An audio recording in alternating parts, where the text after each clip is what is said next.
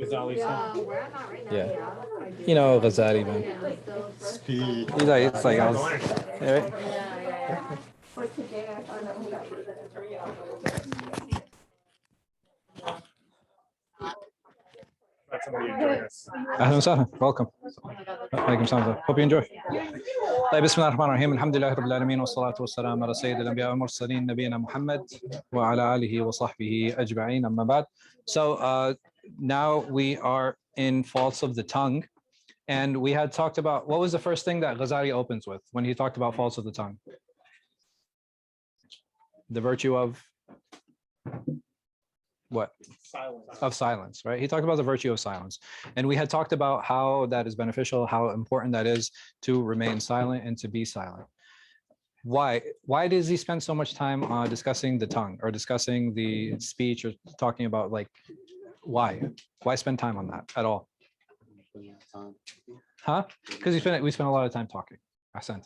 So after he talked about the virtue of silence, what are the next two things that he had spoken about? Because he had said like, okay, what I'm going to do now is I'm actually going to talk about specific faults. And what I'm going to do with those specific faults is I'm going to start with the lowest fault and then work my way into the most difficult one, or the one that is the worst. So the first one he talked about was what? You guys remember? Good speech. Good speech? It wasn't. So good speech was one of the things he had mentioned, and he had opened into it. He had spoke about. He said even good speech can be what?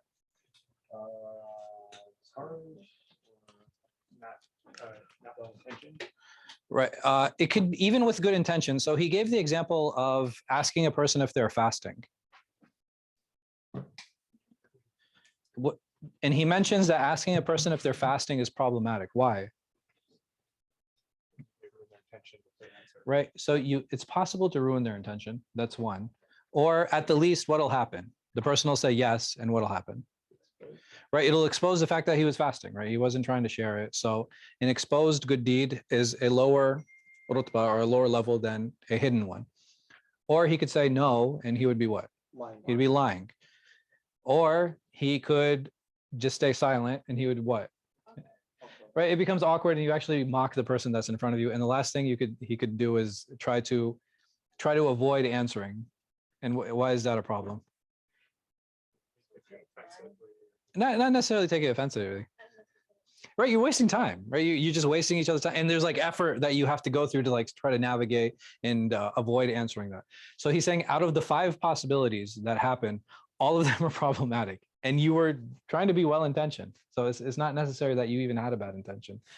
The first thing that he talks about after silence is speaking about that which doesn't concern you. Speaking about that which doesn't concern you. And he talked about where this leads and why that's problematic. After that, he talked about extra speech, right? Speaking too much, right? He said, and he talks about all those things. And we had mentioned that even though speaking about things that don't necessarily concern us, like, so for example, if I start looking into a particular stock, I don't even plan on investing in. Example, is that a problem? Like Sharan? No. Is it haram? No. No, it's not. So something that's halal, does it concern me? Maybe. No, I'm telling you, I have no plans on investing in this. No, it doesn't concern me. So Ghazāli, he says that this is a problem because what? Because I wasted my time. And we had talked about, okay, does everything that wastes time, is that sinful? Yeah. No. So where is this a problem? Why does he stress so much on this idea of wasting time? So as a Muslim, do you think Ghazāli envisions the ideal Muslim to like, wa alaikum salam. You know what I mean? Like, is this the type of Muslim that he envisions? Yeah. No, how do we know that?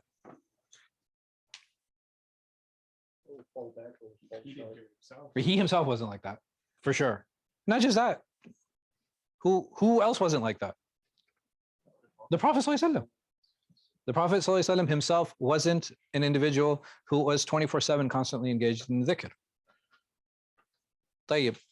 So what does he mean? And why does he stress on it so much?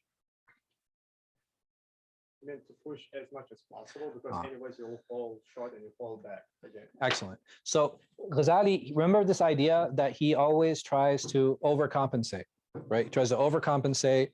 He tries to reset that gauge. Why? Because we will always have a tendency to what? We'll always have a tendency to push back. It's very easy to fall into wasting time, right? And there isn't anyone here who hasn't fallen into like the YouTube rabbit hole, right? So like, we waste time. It's very natural for us. It's very easy for us to waste time, and which in itself might not be a problem and that might not be haram. But the reason that he stresses so much on saving time is because he's trying to bring that balance. He wants to bring that balance between dhikr and how I utilize my time. And we had talked about, is he looking for someone like, where the dhikr is like all the way here and somebody like wastes like very, very little time? Is that what he's looking for in us? What is he looking for? He's looking for like a little bit of balance, where in leaning a little bit toward more what? Right? Leaning more toward dhikr, right? And what is the opposite of dhikr? I think we had mentioned this a number of classes ago. Huh? Ghafla. Ahsanti. Right? Ghafla. Ghafla is a state of dissonance, right? Where you're not even there, right? You're not remembering Allah subhanahu wa ta'ala. And ghafla in and of itself, is it problematic? If I drink water because I'm thirsty, or I go for a walk because I want to enjoy the weather, are those things problematic? No, they're not problematic in and of themselves. They become beneficial when what? When I change my intention, right? So if I bring my intention in those worldly actions and I bring Allah subhanahu wa ta'ala into the conversation, I can turn something mundane, I can turn something normal, I can turn something like a daily activity into an actual act of worship. And ideally, we should all try to do that, like ideally. But do we always succeed? No. And is it a problem? No. It can be, but in general, it's not. In general, it's not an issue. In general, it's not a big deal. So him pushing toward this idea of like constantly pushing toward dhikr and pushing away from wasting time. Another reason is that how important does Ghazali make the time of the believer? It's something we will be accountable for the day of judgment. Sure, absolutely. We're going to be accountable for our time. I definitely agree with you. Something precious. It's something that's precious. How precious is it? It's the most valuable thing. Like he very summarily says that after an individual's iman, the most valuable thing that a believer has is his or her time. Simple, like just plain and simple. We should be thankful for every single breath that Allah subhanahu wa ta'ala has given us and every single opportunity that He Azza wa Jal has given us. So the next chapter is indulging in evil speech. So now here he's moved into the next stage. And like he said, it's going to get progressively worse. So the next thing is indulging in evil speech. He says this involves speaking about sin. It involves sittings of women. Why does he mention that? Because he's a misogynist? Is Ghazali a misogynist? Backbiting. Huh? Backbiting. So backbiting. So what happens is that here, and I don't think Ghazali had access to like surveys, how men and women spend their time.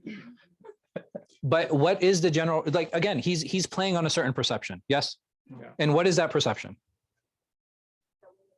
Right. Then women gossip. Right. And this is something that it's cultural, right? It's a cultural phenomenon. It's something that is known throughout different cultures. That in general, when we think of gatherings of women, the problem isn't the women sitting together, right? That's not the issue. What is the problem? The gossiping. Gatherings of alcohol, again, not just because of alcohol. What happens in gatherings of alcohol? Other bad things. Right, other bad things, right? Things are said that shouldn't be, because what happens when an individual consumes alcohol? Right, his inhibitions are removed, or her inhibitions are removed. And when those inhibitions are removed, like things that are inappropriate are said. Places of sin. Why would that be an issue? Okay, so not just acts of sin, but also, remember, what is the focus here? He's talking about speech. And it's interesting how he mentions all of these things, because these are actually starting points. And he uses evil speech as a starting point, because evil speech will lead to all of these things. I can go to a gathering of alcohol and not necessarily drink myself, right? But what is inevitable to happen, even if I don't drink? I might say something, right? I'll say something because somebody's saying something. I might respond, right? If somebody's speaking to me without inhibition, how am I going to respond to that person? Right. I'm going to respond in the same way. And that's why this is a problem. Even if I say like, well, I'm not going to drink. Okay. Yeah, you might not. And I believe you. There are some people who have a natural aversion to alcohol, right? They can be in a gathering and the alcohol being there is not going to bother them at all. And there are some people, but what if I'm inclined to drinking? What if the smell of alcohol actually entices me? Right. Then for me, it's haram to attend, right? Because I'm actually being enticed by this, right? So there are certain gatherings, like for example, if I have friends, for example, that smoke marijuana, I'm repulsed by the smell. Is it a bigger problem for me or somebody who's actually attracted to it? Or someone who's attracted to it? It's more of a fitna for them. And in between those two people, who will receive more reward by staying away? The one who's attracted, right? So like an individual who is not attracted to it, he'll receive less reward because obviously he's avoiding sin. But because it's not something that actually entices him, his reward will be less. And the same thing with places with sin.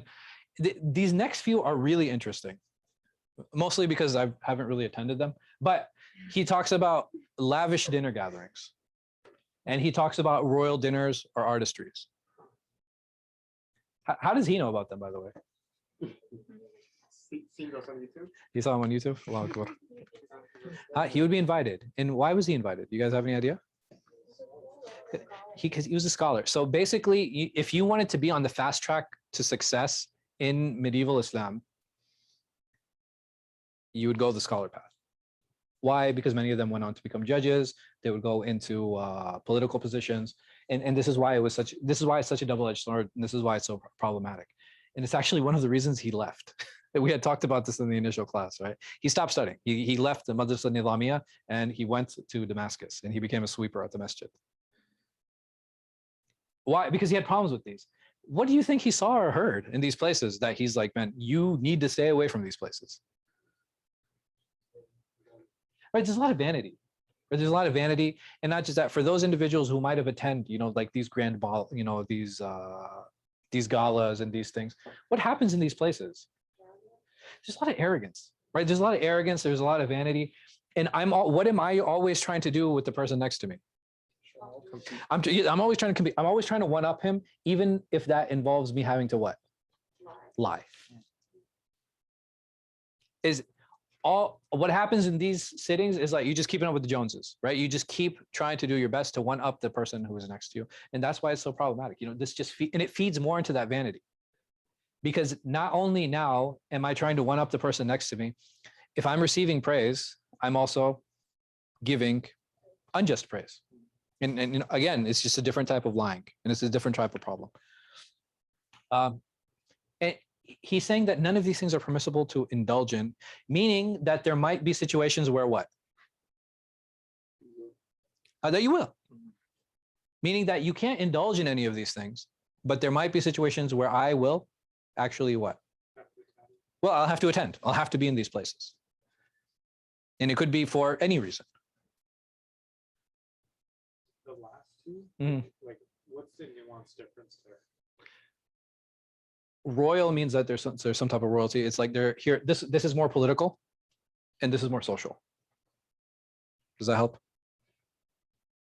But is there a reason why he would separate that? Like, did he see that like one verse like? So when, again, I haven't attended either. So. Right. Yeah. Exactly. Like. Exactly. Yeah. Where you are, or who is attending? That is the most important. Most influential. Yeah. So here, I'll give one example. There's a brother I know who is actually, their family was related to royalty, like of one of the kingdoms, and they ended up coming to their house.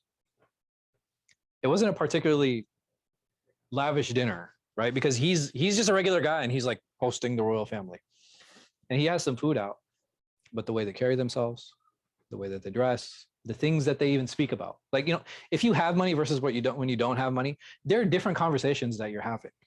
It's like, hey man, you know a good mechanic. Do you think like royalty even knows what a mechanic is? You know what I mean? Like there are certain problems that are just like above and beyond them.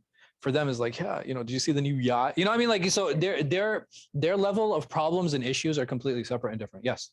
So I had a question because there's so many layers of this. Like even if I've been invited to Lavish wedding Yes. where I couldn't even see the end of the table. Yeah. Is this not go? No. What did we say? That these aren't permissible to indulge in, meaning that what? Right, there are times where you're gonna go. Like, you know, for example, if like I'll avoid going to them, but like my brother, he's extremely well off and he has like a super lavish wedding. What am I not gonna go and be like, no, I don't do lavish stuff. Right? You know, there are situations where I'm going to have to go. And not just that. The idea is if I'm stuck in these settings, time and again, like infrequently, what should that do for me? No, I'm saying infrequently, not frequently, infrequently. I still end up stuck in these places. I should have better control of myself because now I have at least an awareness. I have an awareness that, okay, hey, these places are problematic. And if I'm going in with the mindset that this place is problematic, what's going to happen? I'm going to be on my guard, right? I'm going to be on my guard to make sure, especially of what I'm saying. So that's what's important, because the idea is like what these things actually end up going to and what these things end up in. So, you know, it's just, again, it's important to keep these things in mind, just to have your guard up, because I know, like I said, sometimes Ghazāli can come across as like sometimes very overbearing, you know, and it's like, oh man, this is too much. Like I can't, like, he wants us to like go live in a mountain or something. No, that's not what's intended here. The intention here is to increase that awareness. The intention here is to bring that balance. And how do you bring that balance? You know, and he had already introduced this concept before when we're resetting the gauge, right? So all of our gauges, he's telling us are what? They're skewed, they're miscalibrated, right? So I think right here, like this, I think this is my limit. So my center is going to be here, but that means my gauge is still what? It's still off. So what does he do? He's actually pushing it all the way to the end. He's pushing it all the way to the end so that when I adjust, what's going to happen? It's going to come back to the middle. And I'm actually in the middle now versus my perceived middle, right? So that's why you find such a push in all of these things. And that's why sometimes it feels like it's overbearing. But again, the idea is to reset the gauge. That's all he's doing. He's just resetting the gauge. So previously discussed things which don't concern us or that we shouldn't, or that we indulge in, right? So he was talking about those things that don't concern us, and he was talking about excess in the last two chapters. And he says, these things are not ideal. These things are not ideal, meaning that they're still permissible, right? They're still permissible. But meaning that, you know, he's saying it's not haram. And this is something that's important. And this is a point that, you know, I really want to drive home. Like, just because, you know, I'm looking at like how different ocean currents move, and I'm not, you know, a marine biologist in any way, shape, or form, it doesn't matter. It's okay, right? It's not a problem. It's not an issue. It becomes an issue when I indulge, and not because it's haram, but because what? Because I'm wasting my time. And wasting time is a very fine line. It's a very fine line.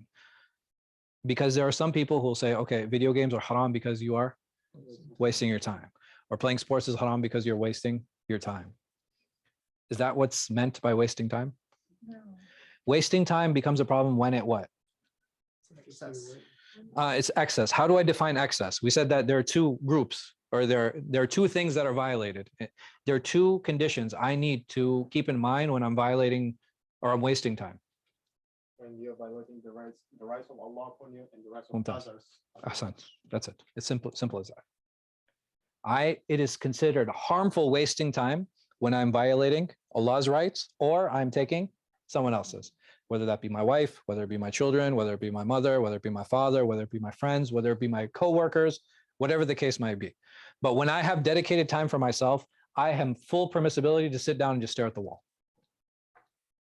I'm not doing anything useful with my time, but I am allowed to waste my own time. Why? Because I fulfilled everybody else's rights.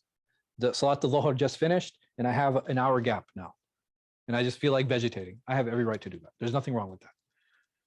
Why? Because I'm not taking anybody's rights. I'm not hurting anyone. Is it the best use of time? No, right? I can actually sit down, I could write, I could read, I could do something, you know, I can make dhikr, I can pray. There's so many things I can do, but it doesn't make those things impermissible.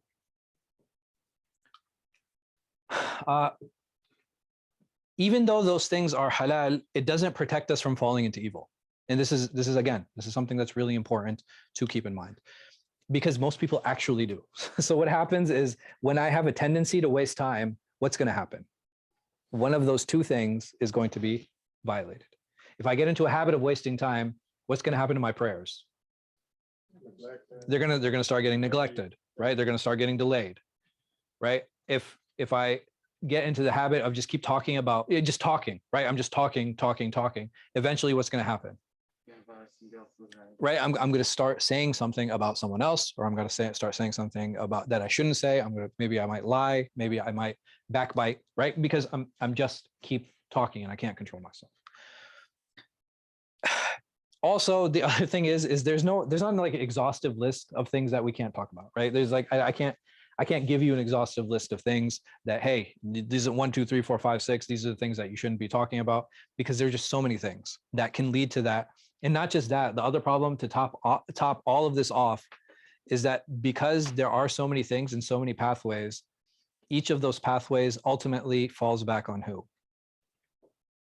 On the individual, falls back on me. And I need to figure out and determine what those pathways are. That, hey, I find that when I talk about this subject, I end up like talking about other people, right? Or if I talk about this subject, man, like I can't believe I lied. Like, what was I lying for? And we fall into that. Like it happens, unfortunately.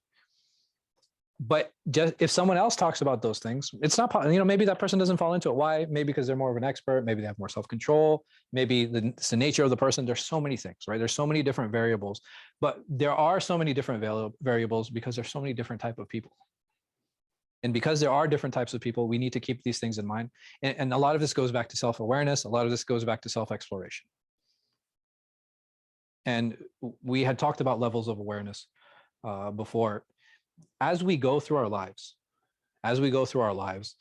we should be more aware of ourselves.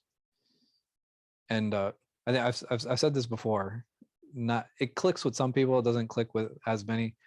But even marriage, it's more of a journey of self-discovery than it is a discovery about your spouse. Like you find out so much more about yourself than you do about your spouse. Like 20 years can pass in a marriage, and there's still something new that you'll find out about your wife. But a few years can pass and you can start learning so much about yourself. Like, dang, I didn't even know I was annoyed by that, or I didn't know I didn't like this, or you know what I mean? Huh? Yeah. And one of the reasons is because while women might be, men are not telepathic. And the only way to actually discover those things is through communication, right? So if I don't speak to my wife, if my wife doesn't speak to me, there's no way of me knowing. Sometimes even in a marriage, like in conversation, there's testing that happens. You know what I mean? Like a wife will say something to a husband, or a husband will say something to a wife just to gauge the response. Nobody likes being tested. Like no one, please don't do that. Like that's not fair for the spouse. These aren't things that should be done. I should trust my husband. I should trust my wife to love me and to respect me. If I'm not getting those things, then I further the conversation. But it's very important, to kind of keep these, like, don't gauge, you know what I mean? Like, it's like, why did you look at me like that? Or why did why'd you say it in this way? Well, so-and-so said, oh, well, they wouldn't do it because they love their wife. You know what I mean? Like it doesn't work like that. And that's not fair. Nobody likes being tested. Nobody likes being tested. And if there's something that I want, you know what I should do? Ask. Why don't we ask? You should know that. Huh? You should, okay. No, so this statement, you should know better. It's very important. That is actually an exhibition of what? Of ego. The only thing that prevents us is our egos. That's it. The thing that will prevent me from asking or from answering is my own nafs, is my own ego. Nothing else. And if we actually sit down and think about it and think about those conversations where that has actually happened, and you will find 100% of the time that it was my ego that prevented me. And may Allah subhanahu wa ta'ala protect us. So how to avoid falling into evil speech? What do you guys think? Don't talk. Huh? Don't talk. Don't talk. Excellent. I like that one. Masking. Huh? Masks. Masks don't prevent people from talking. Unfortunately, It prevents us from reading their facial language. So I think that can help a little bit. So he says here, and he basically said, he uses the hadith of Bilal ibn Harith to help define that. He doesn't give like a clear definition, but he uses the hadith of Bilal ibn Harith where he says here, one of you surely says a statement pleasing to Allah, not realizing what you have achieved from it. Allah writes for him because of it his pleasure until the day of meeting him. Meaning that I can say something so great, what happens? I can say something so amazing. I can say something so powerful. I can say something so inspiring, or I can say something so helpful to uplift my Muslim brother or sister, or something that is so pleasing to Allah subhanahu wa ta'ala, a certain type of dhikr, or a certain dua, or something that I said along those lines, that Allah is so pleased with it. What does he say? That will get me, it's a pass into paradise. It's something so heavy, so deep, so profound. And it doesn't have to be in the wording. It has to be because of the depth of intention and my sincerity behind it. It could be like that, where Allah subhanahu wa ta'ala says, you remember when you said this? Go ahead. At the same time, I can say something so evil. I can say something so bitter. I can say something so harsh that Allah won't ask me anything, and he'll say, go ahead. May Allah protect us from that. So what do you think Ghazāli took away from this? Because based on this, he said, this is how you avoid falling into evil speech. Okay, try to say the things that are only pleasing to Allah subhanahu wa ta'ala. Absolutely. Okay. Make or break you, so you know. Right. He's saying that it's just a word that can make you or break you. Literally, just a word. What should that tell us? Tell us Be mindful of the gravity of this. Be mindful. How dangerous this muscle is. Even the hadith Mu'adh, the Prophet he said to the Prophet, he said, we'll be accountable for what we said. And what did he tell Mu'adh? He said, don't you think it's by this, ya Mu'adh, that people are thrown by their faces into the hellfire? وَعِيَاذُ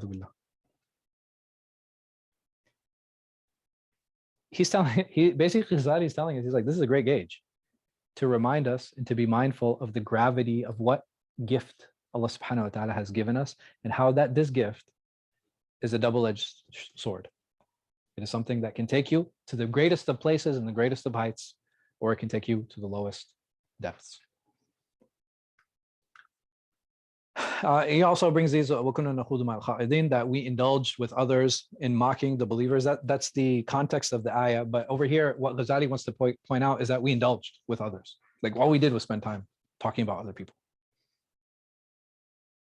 Who's saying this? Do you guys know the context here? those who are in Jahannam. Right, those individuals who are in Jahannam. These individuals are in the hellfire. All they did was indulge in vain and idle talk and talking about others. In this case, they actually used to, in vain talk, used to talk about the believers and ridicule them and make fun of them. In the other verse he brings, he says, فَلَا تَقْعُدُوا مَعَهُمْ حَتَّى يَخُوضُوا فِي حَدِيثٍ غَيْرِهِ إِنَّكُمْ إِذًا مِثْلُهُمْ. That do not sit with them unless they start to talk of other things, or else you yourselves will become like them. So what is Allah subhanahu wa ta'ala warning us from here? Right, like being around vain talk, like even people who talk like that. But in this verse is what are some of the tools that Allah is giving us?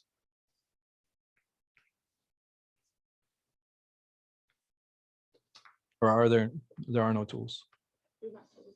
Don't sit with them. Meaning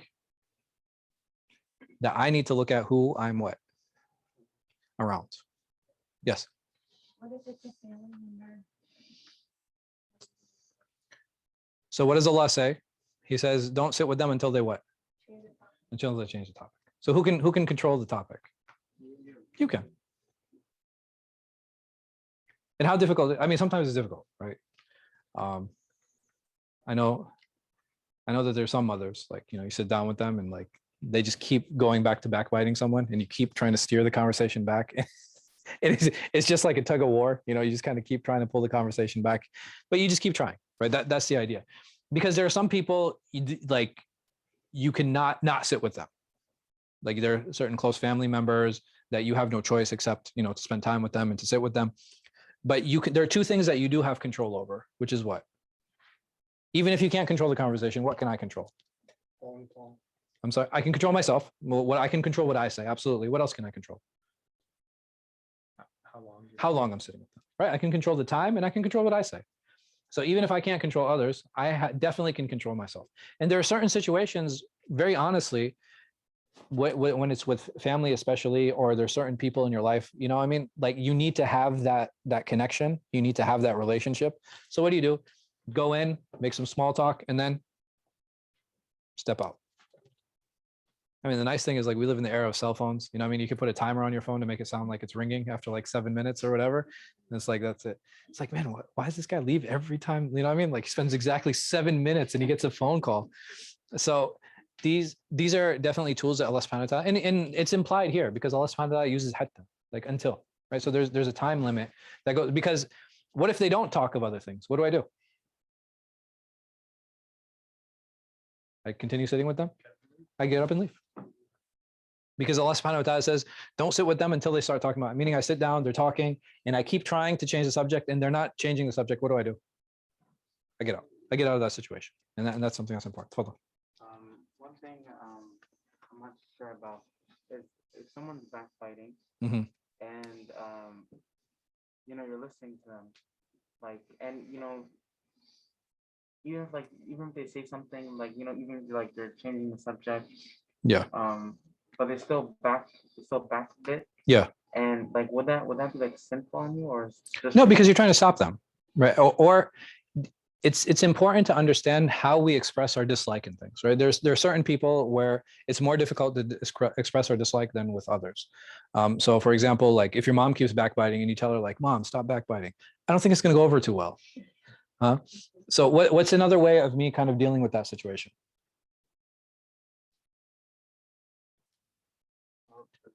You see what's in the Amazon, right? You change the subject, right? You change the subject, be like, Black Friday is coming up, what would you like to buy? There are different ways to do it, or you can even use that same situation and be like, come on, Mom, you really think that this person you're talking about is spending as much time on you? You know what I mean? Like there are certain techniques and things that we could do. It doesn't mean that it's going to work. Be like, yeah, I mean, she probably talks about me more than I do, right? So right, then it just, just completely spirals out of control.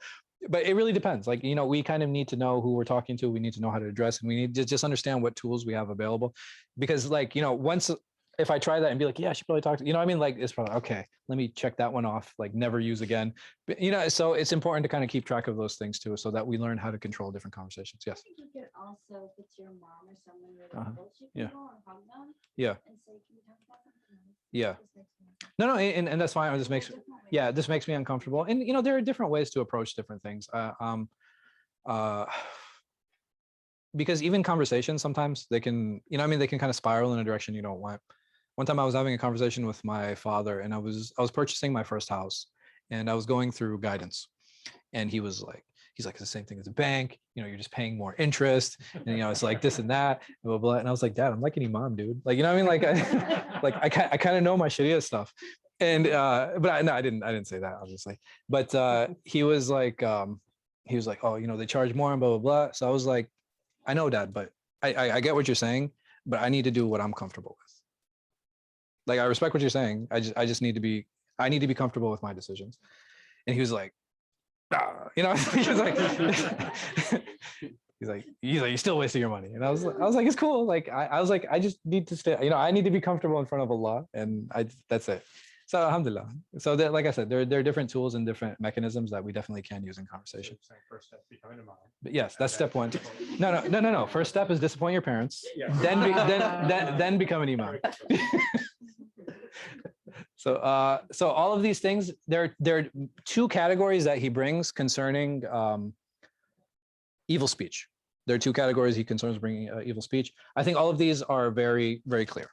All of these things are very clear. Obscenity. What does he mean here? Like what is fahisha? Things you do to transgress against yourself. Okay, so over here, like obscenity would be maybe describing, right? It's like it's some type of description here, which brings us to an interesting conversation about like what about curse words?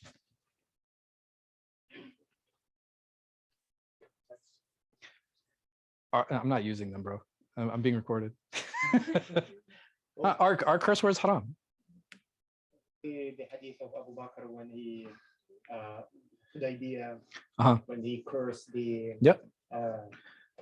or in the Quran, Allah subhanahu wa ta'ala, what does he say to Abu Lahab? Tabbat yada Abi Lahab. So using curse words, is there a spiritual accountability? There might be a cultural one. Like there's certain things that are culturally inappropriate for sure. But does that make, like, if I use the F word, or if I say shit, or like, you know what I mean, like use one of these words, are those words in and of themselves, is there accountability for them? Is it time and place? Like, okay, if I say it out of frustration, I'm like F, you know what I mean? Like I'm frustrated. Is that okay? Remember, there's a difference between inappropriate and haram. I think we all agree that it's inappropriate, right? Sure. Is it haram? Maybe depends on who's around. Depends on who's around, but that still makes it inappropriate.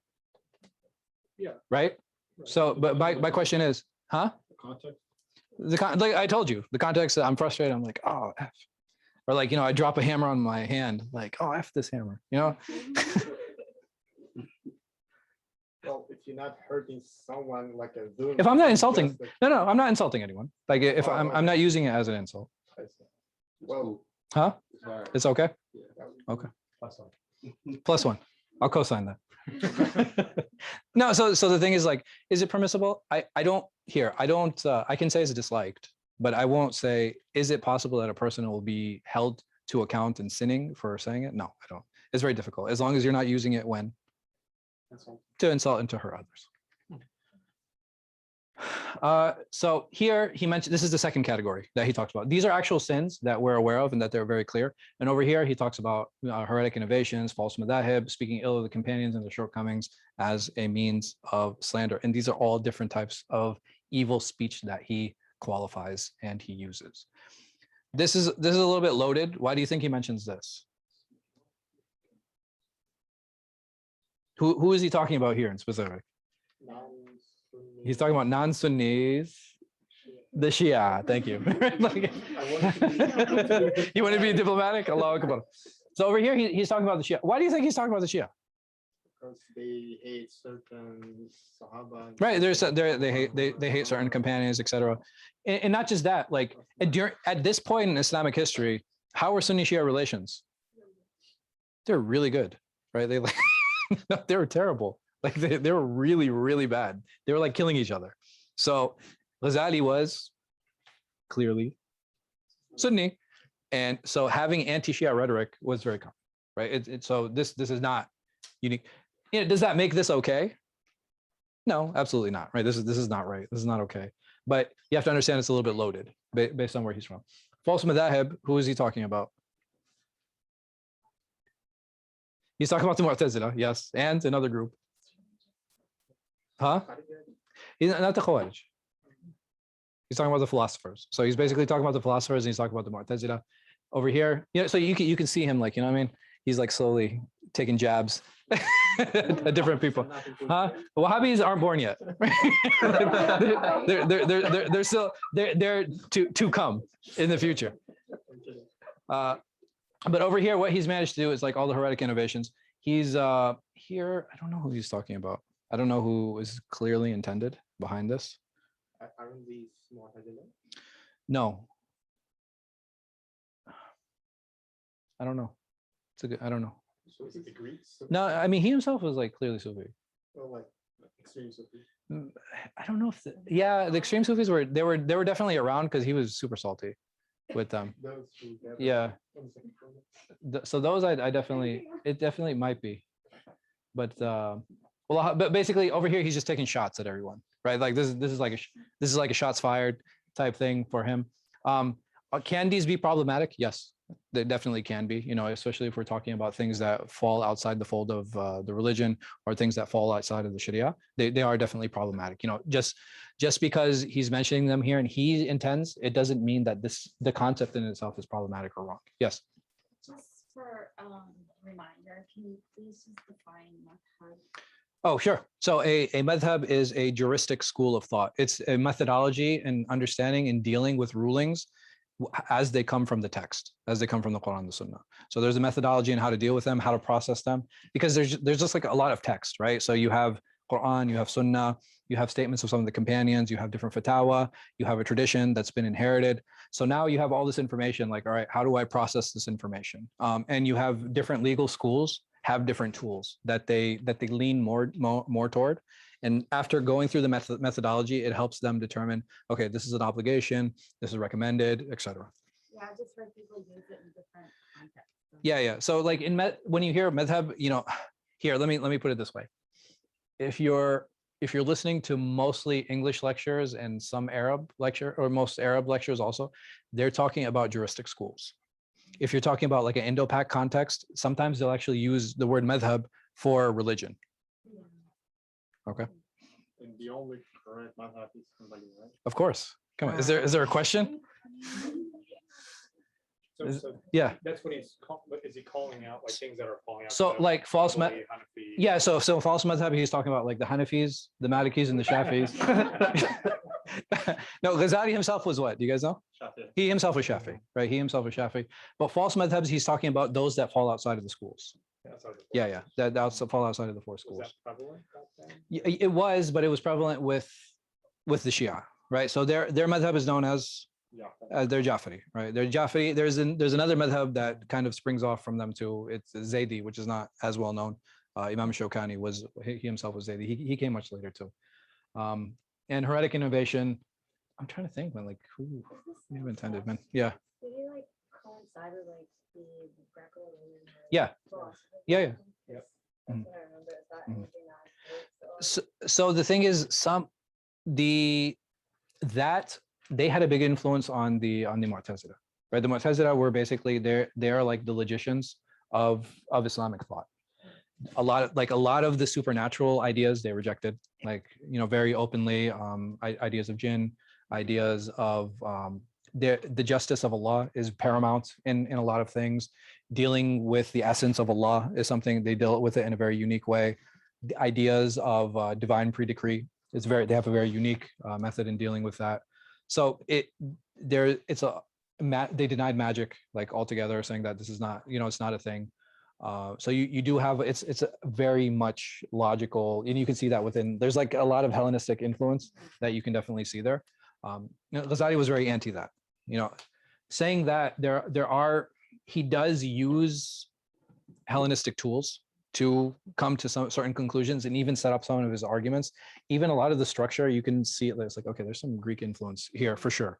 When he speaks, his introduction to his book on legal thought is called Mustasfa. He has two. The later one, which is accepted, is Mustasfa.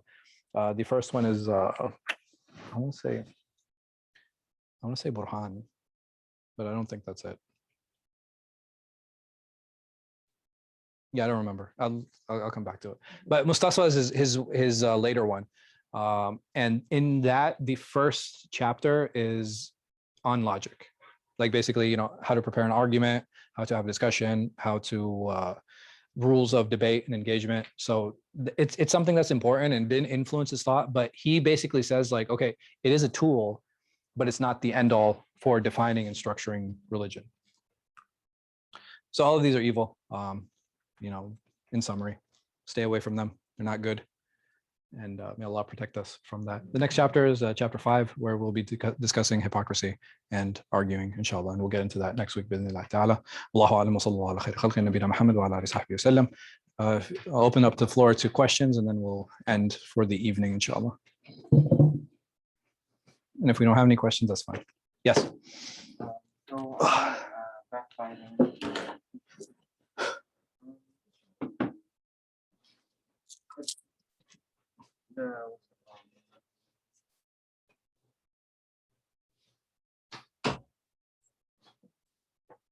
Not think you answered my question. Okay, not a problem.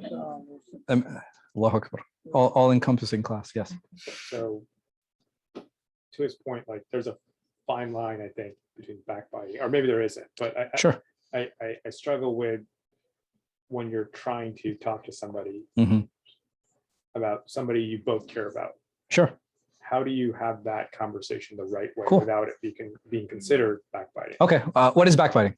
That's the first and most important thing to understand. When it's in the hadith of the Prophet, So it's when you discuss something about someone not present here, Mhm. if that person heard, he would be You would dislike it. displeased. Yes. Okay. That is The overall. Yeah. outside part, we are talking about the Mhm. truth, Yes. about the fact that yes, it is backbiting. Yeah. If that was not true, it would be slander. It would be slander. Ahsan. So that is the general overall overarching theme on what backbiting actually is. Now, are there exceptions and are there cases where I'm allowed to backbite?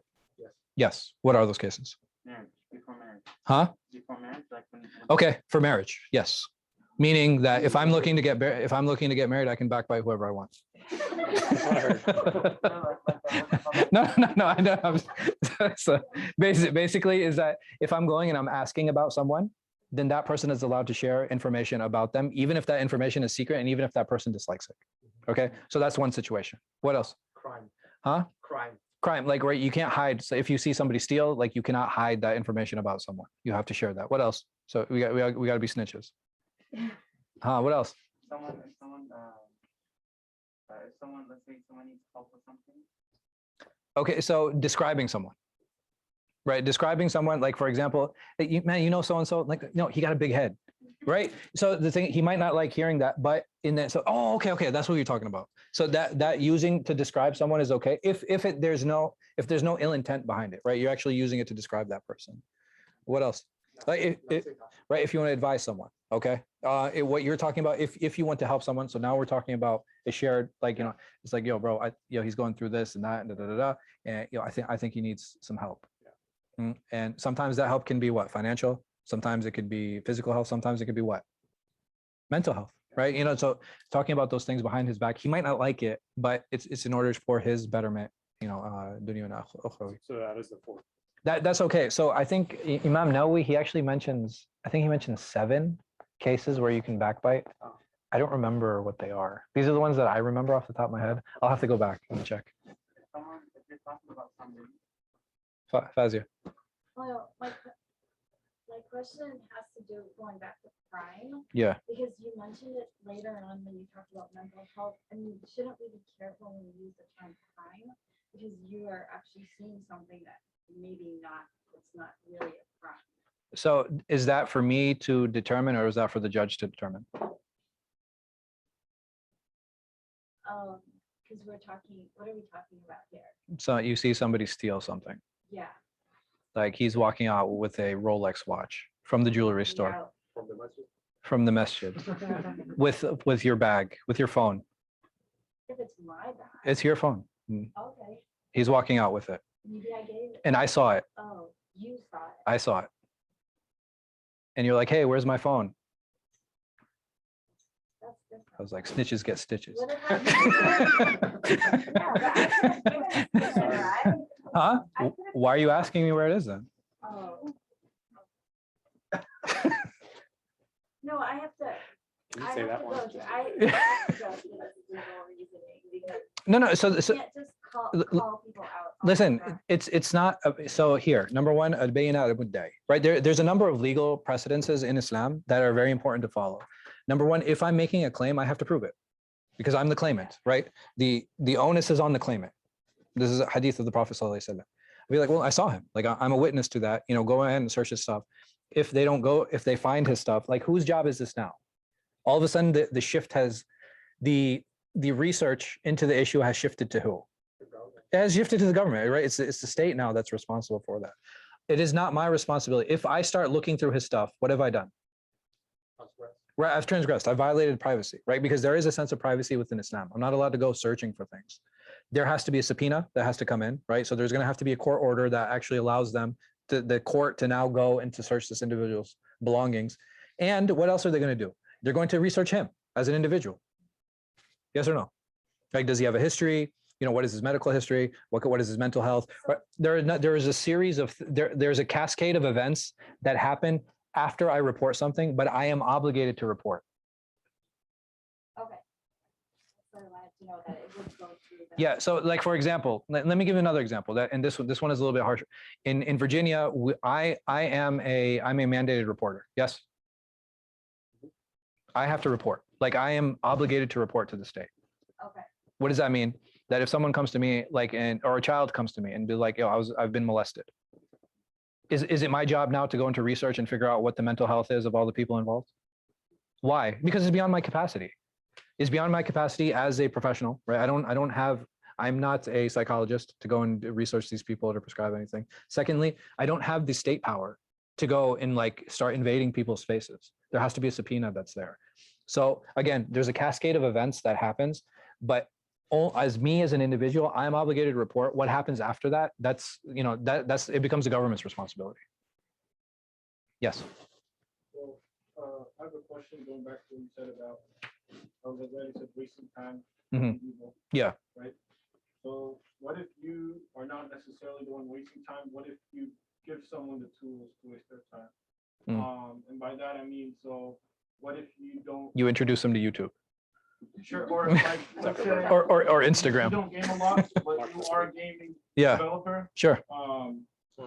And so now you created a game that a lot of people play. You kind of also profit on the wasting their time on Sure. the game.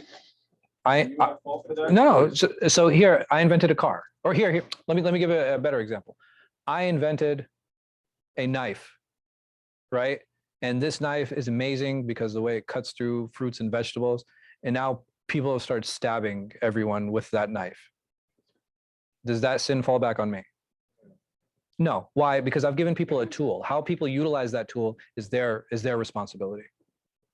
I mean, that's different because you made it to cut the fruit, but like in that case, you're making it for people to gain and waste their time. No, but the thing is, no, I completely, yeah, but so the knife is pointy, right? So the thing is, if I can use it for good or I can use it for bad, as long as there's a potential there, and this is something that's really important.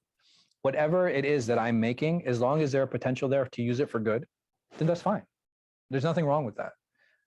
How the person uses it, it's individual responsibility. It's not the responsibility of the one who made that. It goes back to intention, Yeah. doesn't it? So what if you Yeah, it could be. benefit off the person using it better? It's okay. It's still not your fault. Yeah, it's their responsibility. Their choice. It's their choice. I can't police all the things that I make. Now you said some people do say gaming is haram because it wastes time. So you Yeah, say- but say that's that or no, that's stupid. Yeah. Hold on. I'll get back to it. Yeah, exactly. No, so I'm a farmer. Like I'm a farmer. Like people can overeat. Like, you know, I mean, like I'm not responsible for the services that I provide. I'm responsible to bring them in the best way, and the person who's using it is responsible for using it in the best way. Like that's where the responsibility ends. Yeah, go ahead. So, two questions. So, like, for if there's a possibility, for instance, let's use the example as he gave a knife. Mhm. Let's say every single person in Virginia uses a knife to protect themselves. Mhm. And So you get would you get the reward? No, I'm saying like, is there a possibility? If you know there's a possibility, okay, this person might kill somebody. Yeah. Like, and you still make the knife and you sell it. There's a difference of opinion. So for example, if I have a grape farm, right? If I have a vineyard, and usually what happens with the vineyard, right? You make wine out of those grapes. Is it permissible for me now to sell those grapes? Right. So if I know if I know for sure, like if there's a chance that it'll be used for good, then I'm fine.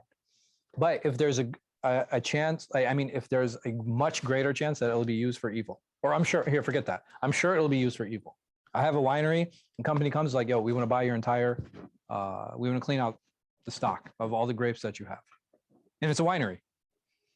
Well, hey, they're going to make grape juice out of it, right? No, it's like, I'm only fooling myself at that point. At this point, it becomes haram because I know exactly how it's going to be used. All right. My second question is, if I'm talking about somebody that you don't know, like that, let's say for instance, you don't know who that person is. I'm saying, oh, this is ugly, because this is that. Yeah. And I'm backbiting him. Because, you know, No, that's not backbiting because I don't know who it is. But does that make it a good use of your time? Not really. And the problem with that is when you start indulging in anonymous backbiting, what happens? You'll eventually indulge in actual backbiting. Hold on. Oh, sorry, so my question was like, what if you become friends with someone that's like a bad influence? I don't know if this Yeah. answered, but like with the intention of like, you know, them becoming a better person, but you know that they like Oh, it's like backbite and stuff. it's like marrying a project. Yeah. Always a bad idea. It's like, Don't, Even like because you're just like, oh, like It's- I can be. You that- don't think that you're that person, but you're like, you know, this person needs good influence. yeah, that's just arrogance. Because I can't fix myself. You know what I mean? Like very essentially, I can't fix myself, let alone someone else. Because the thing, and automatically, when I'm like, I'm gonna fix this person in front of me, what have I just done? I'm better than him. I put myself on a pedestal, Unless you're a mentor. huh? But you're not looking to fix the person. Okay. There's a big difference. Like, so being a mentor is you're acting more as a guide, right? Do you define project? Huh? Sure. So it's like this person doesn't fit my standards at all for marriage, right? But why doesn't this person fit my standards at all? Because I will fix this person.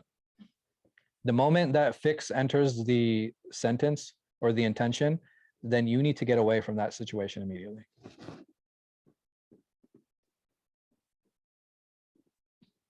There's a similar expression I would like as, well, I'm going to a nightclub just to give them that one. And the other one said, well, actually, the nightclub gave you that one. The nightclub gave you that one. Yeah? I heard it from someone. Yeah, a lot. No, I mean that in, you know what I mean? Like I understand the say and I understand the joke, but the reality is like when it comes to dawah, either you're giving it or you're receiving it. You know, so try to be on the giving end. Any other questions?